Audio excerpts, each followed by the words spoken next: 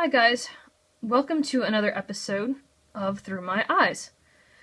As you can see, I'm doing things a little differently this time. Instead of you pressing play and coming up with a nice little picture of my face on the screen, you have this up right now. And that is because today I'm going to be demonstrating a computer program known as ZoomText, which helps people who are blind that have some usable vision to be able to see what's on their computer screens. And because of the limited technology and technical skill that I have in terms of displaying what's on my screen, and also the limited capabilities of the technology I do have access to, I am using my iPhone camera to do this podcast this time. So, and it's hard to switch quickly and easily between the two camera modes, front and back facing.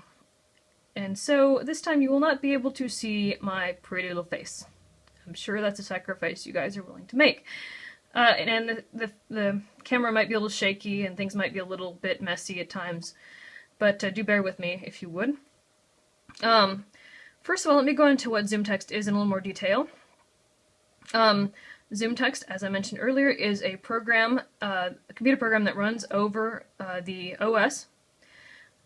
And what it does is it magnifies, magnifies the screen on a computer. It can be a desktop, it can be a laptop, whatever, of course, right?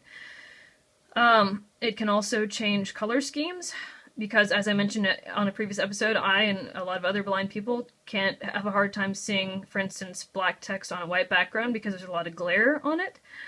And so you can switch to a higher contrast mode. I think that basically describes what ZoomText is.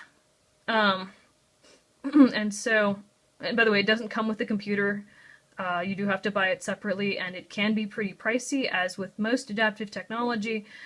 A lot of times, if you're in college in particular, blind students and visually impaired students have access to what's called Voc Rehab, and they can help pay for some of this stuff. And a lot of access technology companies are now going to payment plan options, so you only have to pay a certain amount per month and whatnot. But anyway, ZoomText. Okay? What you're looking at here, at least a part of it, is the ZoomText user interface. And this is basically the control panel for ZoomText. You can change the magnification level, which you're seeing here, the 4x. That's how much I need my computer screen magnified. And some of these other options, you can change the color and the color scheme that your ZoomText uses, and you can also change some aspects of the mouse to make it easier to see. So I'm not going to go into all of this in detail, and I'm basically going to show you how all this works just through demonstration, rather than going through all the technical aspects of how you do it on the interface. ZoomText, by the way, is made by a company called AI Squared. It's an adaptive technology company that specializes in that sort of thing. And just Google ZoomText and/or AI Squared, and you should be able to purchase that if you are interested in it. Alright, so again, this is going to get a little messy, but I'm going to, here in a minute, show you one aspect of my computer screen. So I'm going to put this camera down for a second. It might be a little jarring to hear and see, but I need to get my computer set up so we can figure out what we're doing here. So hold on 1 second, guys.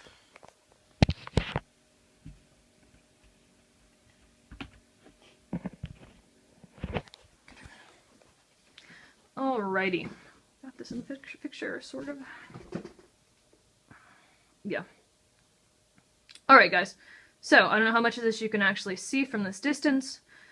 As I've said before, since I was born with this vision impairment, I don't know how much people can and can't see who have full vision. But anyway, you may be able to tell this is just a standard laptop.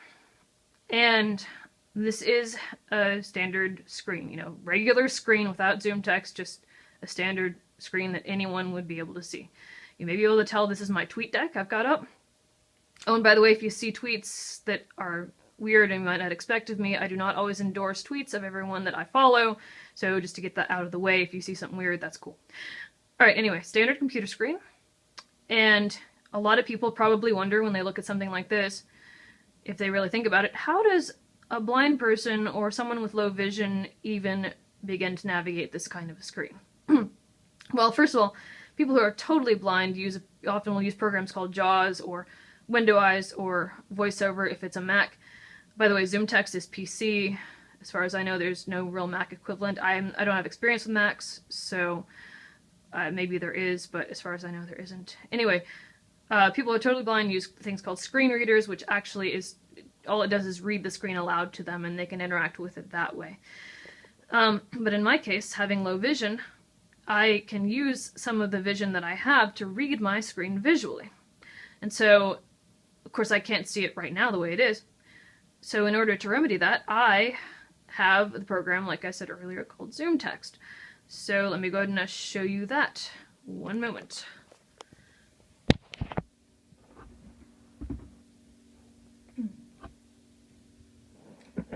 Okay. There is ZoomText. As you can see, the color is changed on the screen.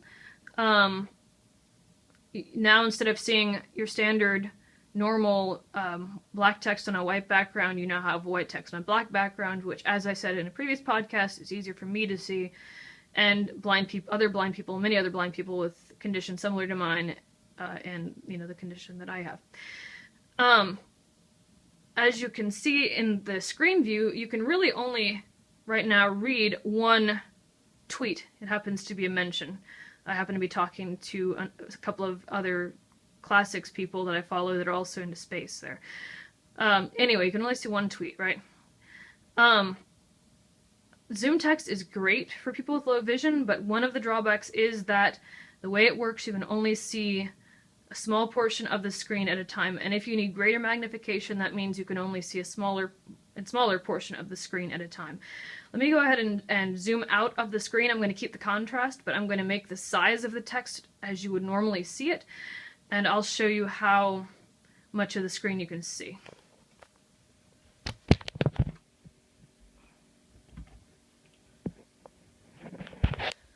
Alrighty then.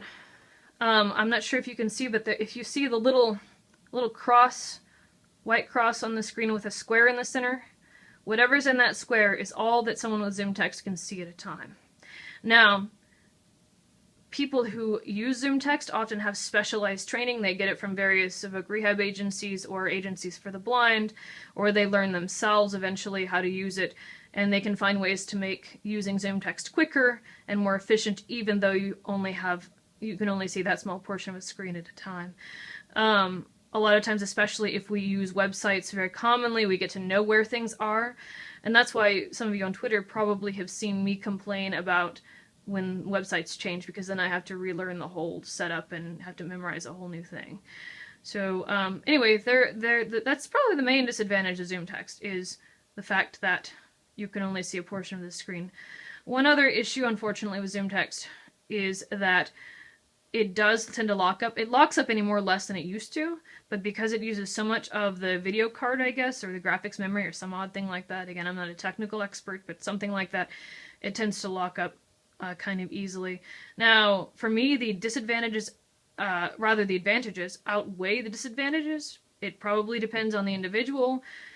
Sometimes even people with low vision choose to use a screen reader because they think it's more efficient and it suits their needs better. But again, as you probably have guessed from other podcasts, it's a very individual thing. All right, so I'm going to move in on the computer so I can see and you can see more clearly what's going on. Okay, now, again, there's one of my tweets, and in order to navigate the screen, all you have to do is move the mouse, and the focus of the text moves with you. So I'm moving the mouse around the screen, and as I move the mouse right, the screen is moving left. As I move the mouse down, the screen moves up. You can also use certain keystrokes.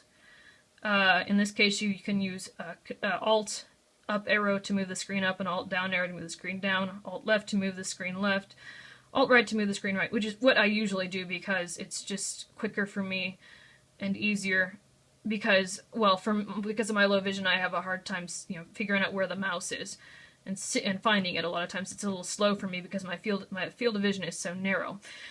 But for people with that issue of a narrow visual field, or who have difficulty seeing the small mouse on the screen, even as magnified as it is, ZoomText has come up with a little, I guess you'd call it a bell and whistle, to help to remedy that.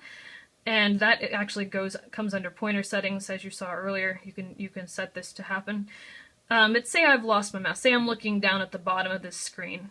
And again, because my field of vision is so narrow, I don't see a mouse down there, and I don't see it anywhere in my field of vision when I'm looking at the bottom of the screen. What I can do to find my mouse, instead of having to move it and trying to jiggle it, because even for me that doesn't really even help a lot of times, is what I can do is I've set it so I can, when I hit the control key, that comes up. Little red, actually a big red cross. And so chances are my eyes are going to be in one of those quadrants of the screen where my where that cross is. And so I locate the little red line, and then if it's vertical, I follow it up, or if it's horizontal, I follow it left and right, or up and down or left and right, until eventually, oh, there's my mouse. I see my mouse now. That cross actually extends throughout the whole field of vision when you have ZoomText on, the whole screen, and it basically crosses the 4 quadrants of the screen. Okay, so there you are. Now, the ZoomText that I have also has speech capability, and so sort of like a screen reader some of you may have encountered before, like JAWS, my ZoomText can also, to a more limited extent, read text on a screen. That helps people, say, who read more slowly, like myself, as I've said in previous podcasts, to be able to read more quickly with a very fast rate of speech. And let me go ahead and show you guys how that works. I'm going to bring up some questions that I have written down for question time from previous podcasts. So one moment, please, while I bring that up.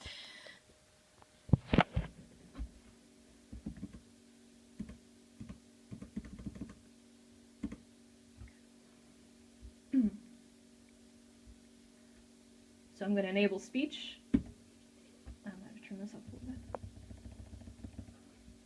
5:50 p.m. Okay, I just read my time. ZoomText can also read the time with some shortcuts. Alright. So let's make sure where my cursor is here. 1. Through my eyes, part second TRTY to use YouTube on phone. Okay, you just heard it read some of my my notes there. Alright, so there's some of the questions that I have written down for folks that folks have asked, so that I can read them during question time, which I will be doing later, by the way. And let me go ahead and move down and have it read those.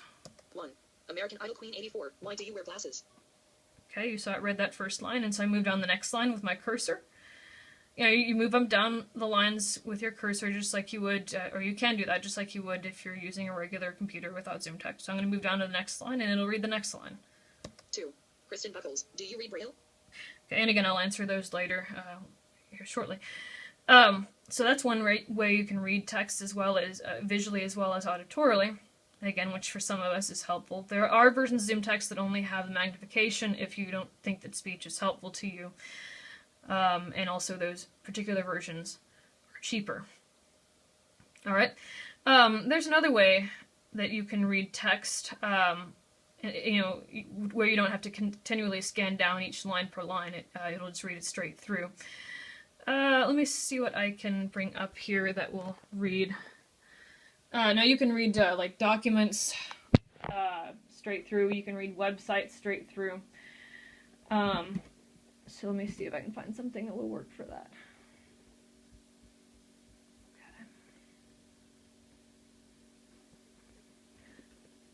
Okay. I'm going to bring up a bookmark. Maybe.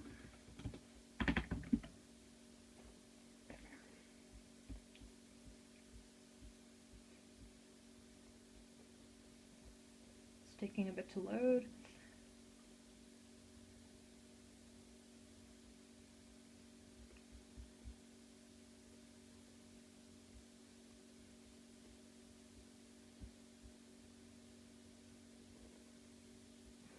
Now let's hope this will work. Sometimes it will, sometimes it won't. That's another little quirk of ZoomText.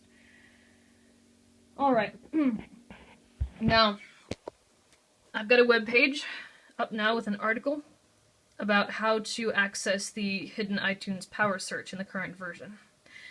And so I'm going to bring up what's called Doc Reader. I'm going to use a keystroke that I already know about, and that you can set to read this document. Alrighty. Page loaded. How to access the And iTunes version power it's search actually button. easiest to use a keystroke to do this, but I will set this. Page loaded. 58/http Again, you can hear it reading my text. It's just reading the URL. I'm going to shut it up.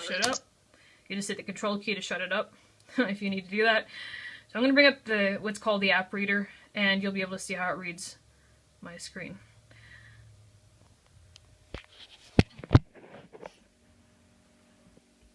App reader tool.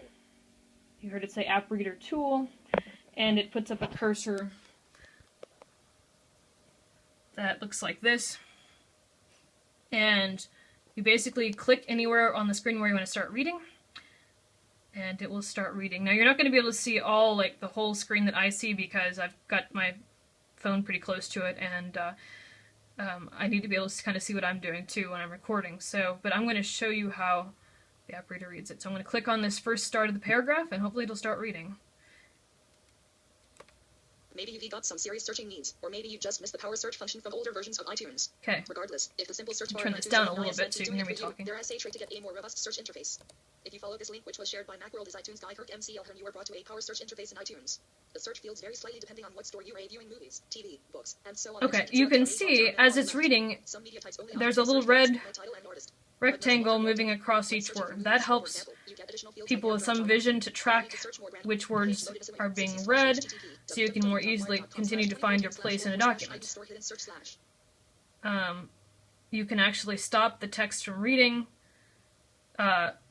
here in a minute, and let's hope this didn't just lock up. I think it may have. So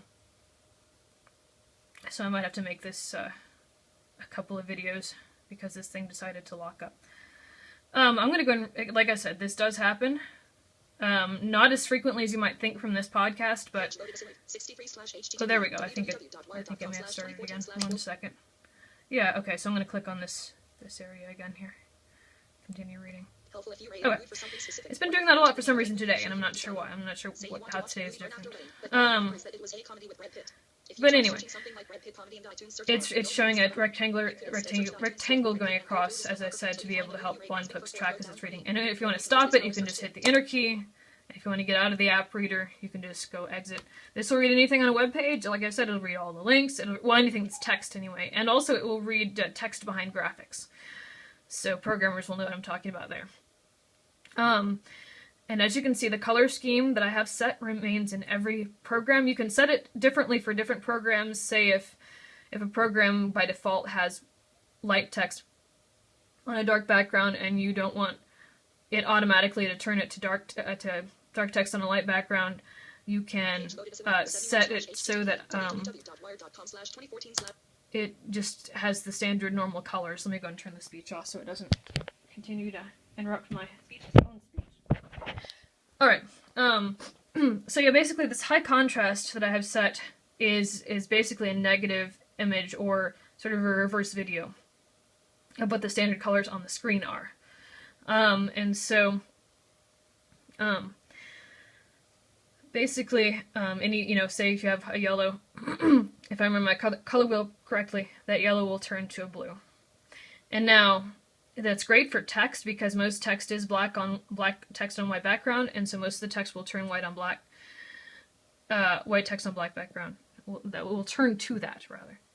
But for some images, like, pictures and such, it will also reverse the colors. And so, for instance, let me go ahead and bring up this picture of a gorgeous sunset. And I'm going to go into the mode that I was at where you can see the whole screen. So let me move out a little bit. I don't know what you can see, but this is supposed to be a sunset with really brilliant orange in the sky. Looks like, I believe it's over the water. And so, you can see it's really crazy, nutty color. Okay. Now, as far as I know, ZoomText doesn't have a way to where you can set it for only text to be different colors and not graphics. It would be nice if that were possible. I don't know if that's possible even, but anyway, it'd be nice. But the way you can get around that is you can set a shortcut to go back to normal colors if you want it. Say if you tend to use the high contrast, but you want to sometimes go back to normal colors, you can do that. And in my case, I've got it set to be able to respond to Control-Shift-C, so I'm going to do that here shortly.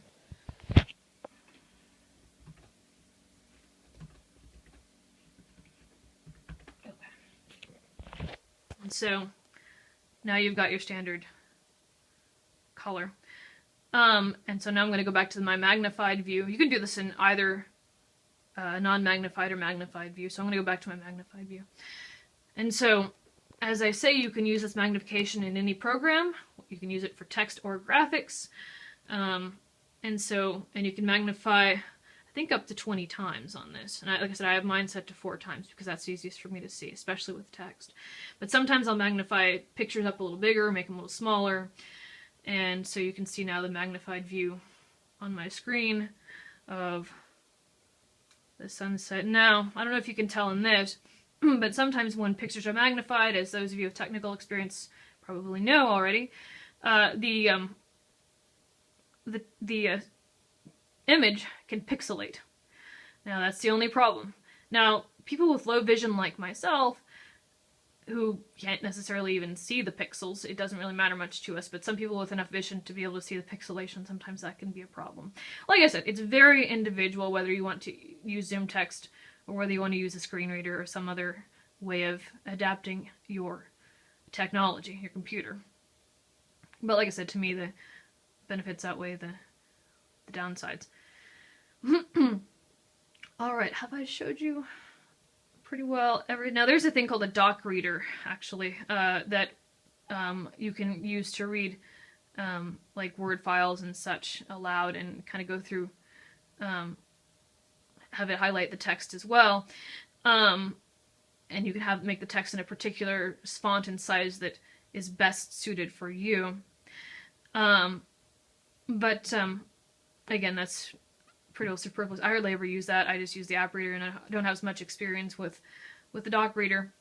There are a lot of other features on ZoomText, again, that I just don't necessarily use. Other folks who use ZoomText will use them because it's helpful for them, but I pretty well demonstrated all of the things that are helpful to me. So, yeah, now I'm going to go back and look at the questions, and because I've got my my phone screen so small, I'm going to have my text read out to me as I answer the question. So, we've now entered the segment known as question time, and so I've gotten a couple of other questions throughout these last several times I've been doing previous episodes, which I haven't gotten to. Again, I apologize for neglecting question time, but I'm going to get to it now. So let us carry on. Let me go and bring these questions up again. So I'm going to reverse my color so I can see what I'm doing more easily. By the way, if you want to know exactly what I can and can't see, or at least as much as I can describe it for you guys, look at a previous episode. I did talk about that. And so that will give you an idea of that. I need to enable my speech. You can also enable and disable speech, because sometimes, as you know, you just want to read something. For instance, if I want to read something in Latin, which my screen reader doesn't do that well, I'll disable speech and just read it when I go down, line per line. So it's not reading every time I go down a line, say in a Word document. But also there are some blind people, actually myself included, that take in information better, well, at least low vision people, that take in information better reading it than hearing it. Now, even for sighted people, sometimes hearing text helps you catch typos and issues with editing more than it does seeing it. And so actually I sometimes use my speech with ZoomText for editing purposes as well. I may not myself necessarily see all the errors that I have in a document without hearing them first. But Anyway, and I myself indeed take in information better visually, especially if I'm really concentrating on every minute detail of a text. I'll generally read it rather than listening to it. But in this case, I'm going to listen to the text, so I'm going to enable my speech. Speech enabled. Alright, and now I'm going to move down each line. First question is... 1. American Idol Queen 84. Why do you wear glasses? Okay, American Idol Queen 84 asks, why do you wear glasses? For those who may not have been able to hear that question read out, or hear it as well on the text side of things. So yeah, basically, let me go and I'm going to disable that speech. No, maybe not. Yeah, okay. So in a previous podcast, as I said, I describe exactly what I can and can't see. And as I mentioned in this podcast as well, I do have some vision left that, and I have enough that I can actually use it for some things. Again, in the blinky biz, the blindy biz, if you will, we call that usable vision. And so, in order to make best use of that usable vision, I wear glasses in order to be able to see as much as I can. My glasses actually do magnify things considerably, and they also make things clearer to my eyes. They make them less blurry. And so I would actually be reading much larger text than this here if I didn't wear glasses, and it would be very blurry to me even so. So I hope that answers your question. Let me go on to the next one. 2. Kristen Buckles. Do you read Braille? Okay, Kristen Buckles. Buchholz, actually, I think it is. Yes, Buchholz. It sounded like Buckles when I read it. But I read the name earlier, and so I remember. By the way, hopefully I got the correct German pronunciation there. I did take German a long time ago, but it's been a while. Anyway, Kristen, Miss Buchholz. I started out reading print as my first language, if you will. Back in elementary and a little bit before that. And I only started to learn Braille, probably about 5 or 10 years ago, when I was having some problems with my eyes. In an earlier podcast, I mentioned Eales disease, and when that started happening, started growing blood vessels, and they started hemorrhaging, and I had some thought that I might be losing more vision, which thankfully because of that anyway, I really didn't. I've lost some because of just time and degeneration of another condition I have, and also some stuff from a necessary laser surgery on my eyes, but anyway, I didn't lose it from Eales disease. But because I thought I might lose more vision, and also because I might in the future anyway, as time goes by. Everyone gets old, everyone loses more vision anyway. And with the condition I already have, I thought it would be beneficial for me to learn Braille. And so I learned it through a correspondence course through the Hadley School for the Blind in Winnetka, Illinois. Again, go and Google that if you're curious about the Braille courses they offer. They also offer other blindness-specific courses and other general education courses for blind folks and visually impaired folks. So go and go there if you want to check that out. So I learned Braille through that. I'm not very quick at reading Braille just because I don't use it that often. I either use magnification or speech. But I do sometimes use Braille, say if I don't want to have something going on in my ear while I'm trying to read, or have other people hear what I'm reading when I'm trying to read it, say in a public speaking environment. I sometimes even use large print there, but if I want to, because my reading speed's so slow, if I want to read quickly, try to read more quickly anyway, more fluidly at least, I'll do Braille. But again, that's still kind of slow too, because number one, I don't use it that often, and number two, I learned it late in life. And so a lot of times people who learn Braille late in life, it's harder for them to get up the speed. I know a number of blind folks who have read Braille all their lives, and they have pretty well normal reading speed, although even many of those are a little slower than reading print, just because of the nature of Braille. Not necessarily because of any issue that they have, with anything going on with them. So I do read Braille, but in a very limited way. And I think, if you notice, I've got stars on the ones below these because I've already answered them. So yeah, these are the other two questions I haven't answered yet. Again, my voice is about to go, so I might have to wrap this up pretty soon. As a matter of fact, I'm probably going to do so.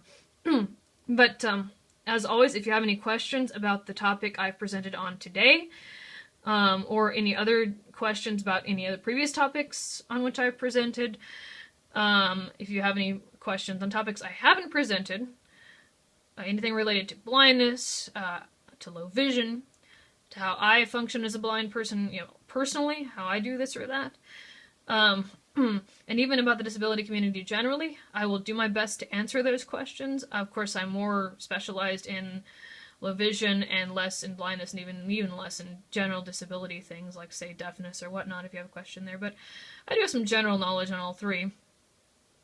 And so I definitely ask those, and in fact, some of those questions may spawn future podcasts.